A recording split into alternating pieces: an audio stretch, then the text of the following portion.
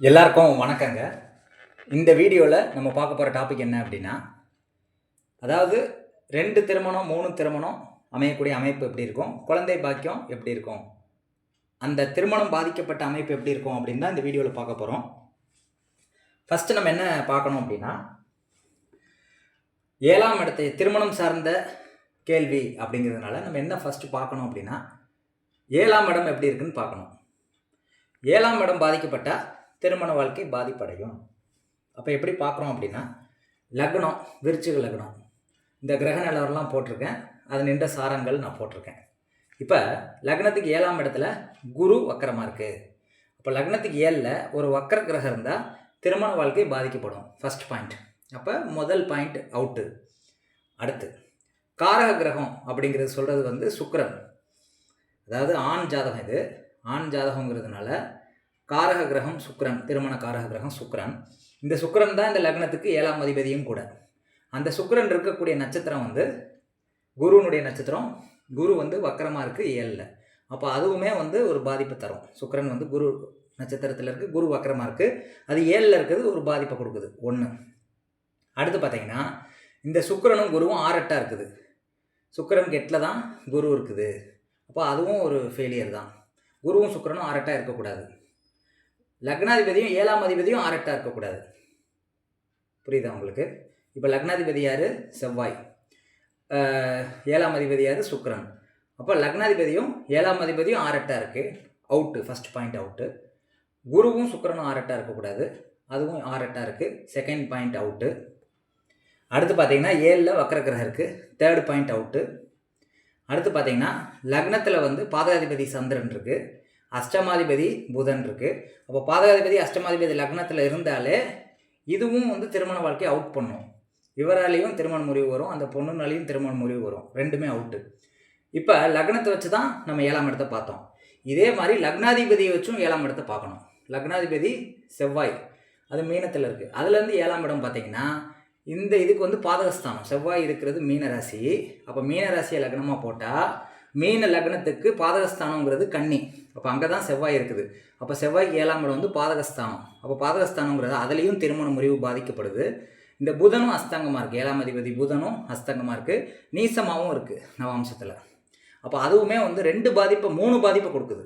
அதாவது செவ்வாயை லக்னமாக போடுறோம், லக்னாதிபதி இருக்கக்கூடிய இடத்த லக்னமாக போட்டு அதுக்கு 7ஆம் இடத்தை பார்க்குறோம். லக்னாதிபதி செவ்வாய் மீனத்தில் இருக்குது, அது உபய ராசிங்கிறதுனால அதுக்கு பாதகஸ்தானம் கன்னி. அப்போ இது அவுட்டு, 7ஆம் இடம் அவுட்டு. அந்த அதிபதியும் நீசம் அஸ்தங்கம், அதாவது நவாம்சத்தில் நீசம், அதே மாதிரி புதன் அஸ்தங்கம், 2 இது அவுட்டு. அடுத்து பார்த்தீங்கன்னா லக்னத்தில் பாதகாதிபதி சந்திரன். சந்திரன் லக்னத்திலிருந்து 7ல் குரு இருந்தாலும் அதுவும் ஒரு பாதிப்பை கொடுக்கும்.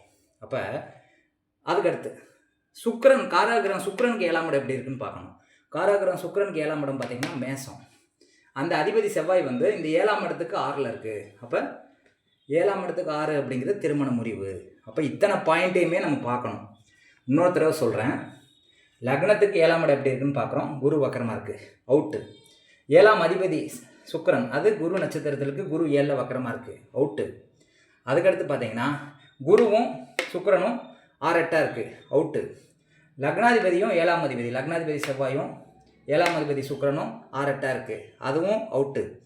லக்னாதிபதி இருக்கிற இடத்துக்கு பார்க்கணும். லக்னாதிபதி இருக்கிற இடத்துக்கு 7ஆம் இடம் பாதகஸ்தானம், அதுவும் அவுட்டு. அந்த பாதகாதிபதி புதன் அஸ்தங்கம் நீசம் நவாம்சத்தில், அதுவும் போச்சு. புரியுதா உங்களுக்கு? அதே மாதிரி லக்னத்தில் பாதகாதிபதி அஷ்டமாதிபதி இருக்குது, அதுவும் அவுட்டு.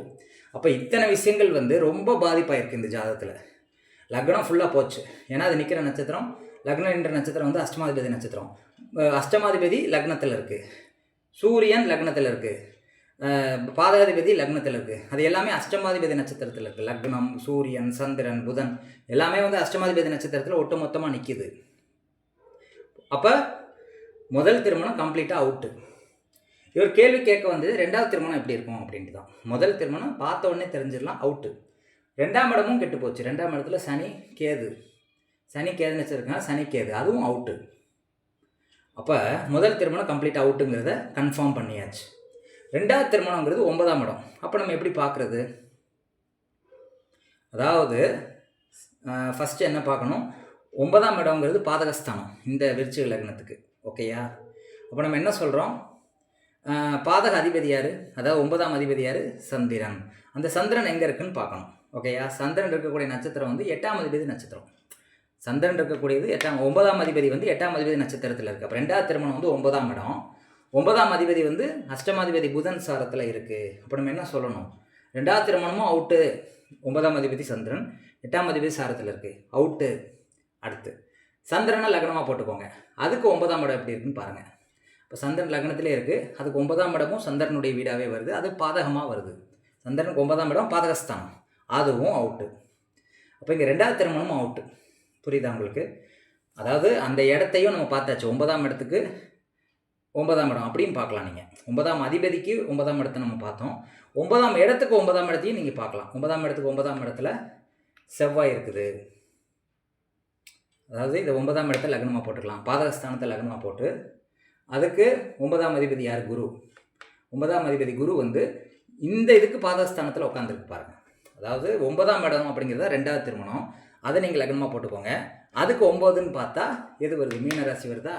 அந்த அதிபதி குரு வந்து வக்கரமாகி கடக லக்னத்துக்கு பாதகஸ்தானத்தில் வந்து குரு வக்கரமாக உட்காந்துருக்கு.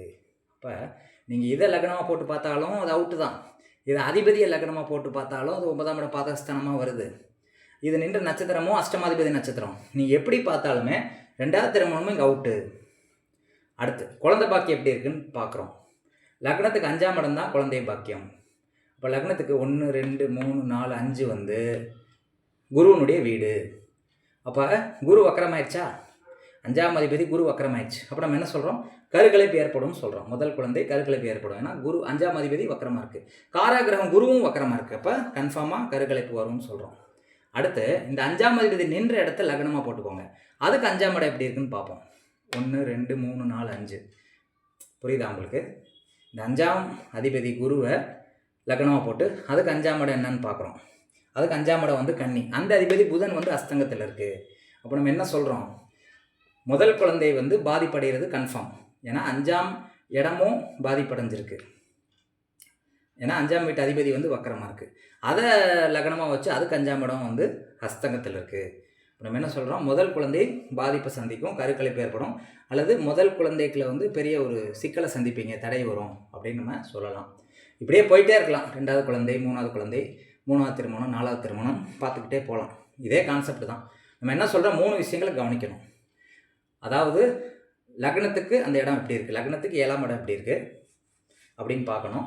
7ஆம் அதிபதிக்கு 7ஆம் இடம் எப்படி இருக்குது அப்படின்னு பார்க்கணும். காரக கிரகத்துக்கு 7ஆம் இடம் எப்படி இருக்குன்னு பார்க்கணும். அந்த 7ஆம் இடத்துக்கு 7ஆம் இடம் எப்படி இருக்குன்னு பார்க்கணும். இப்படி எல்லாத்தையுமே நீங்கள் பார்க்கும்போது என்னாகும் அப்படின்னா ஒரு கன்க்ளூஷன் வர முடியும், தெளிவான கன்க்ளூஷன் வர முடியும். இங்கே எல்லோரும் என்ன பார்க்குறாங்க அப்படின்னா லக்னத்துக்கு 7ஆம் இடம் மட்டும் பார்க்குறாங்க, காரக கிரகத்தை மட்டும் பார்க்குறாங்க. அப்படி பார்க்கும்போது உங்களால் வந்து தெளிவான பதிலை சொல்ல முடியாது.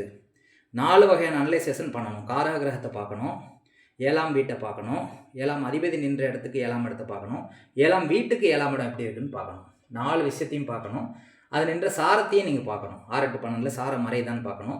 அது வந்து திதி சூன்யத்தில் இருக்கா பாதகத்தில் இருக்கான்னு பார்க்கணும். இத்தனை விஷயங்களையும் நீங்கள் பார்த்தா தான் ஒரு திருமணத்தில் வந்து பாதிப்பு இருக்குதா அப்படிங்கிறத கன்ஃபார்மாக கிளியர் கட்டாக சொல்ல முடியும். இப்படி யாரும் சொல்லலைங்கிறது தான் நிதர்சனமான உண்மை. அது உங்களுக்கே தெரியும். நீங்கள் எத்தனை வீடியோ யூடியூப் சேனல் பார்த்தாலும் இவ்வளோ தெளிவான விளக்கத்தை எவனும் கொடுக்கல. இந்த மெத்தடில் யாரும் ஆராய்ச்சி பண்ணலைங்கிறது தான் உண்மை.